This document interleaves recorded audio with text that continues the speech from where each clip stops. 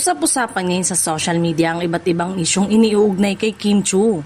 Matapos kumalat ang mga post na nagsasabing pansamantala umano siyang mawawala sa It's Showtime dahil sa isang personal na dahilan.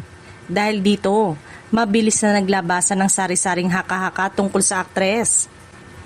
Isa sa mga espekulasyong kumakalat online ang umano'y pagbubuntis ni Kim. May ilang netizen na agad nag-ugnay sa sinasabing pansamantalang pagkawala niya sa programa sa naturang chismis.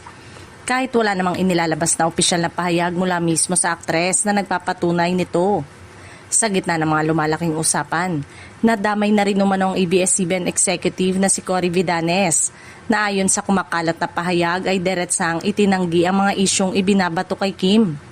Maiksi ngunit malaman umano ang naging sagot. Walang katotohanan ang lahat ng ito. Kung tunay at tama ang pagkaka-attribute ng naturang pahayag kay Vidanes, malinaw nitong kinukontra ang mga kumakalat na haka-haka tungkol sa aktres. Samantala, patuloy namang ipinagtatanggol ng fans si Kim laban sa mga hindi beripikadong balita.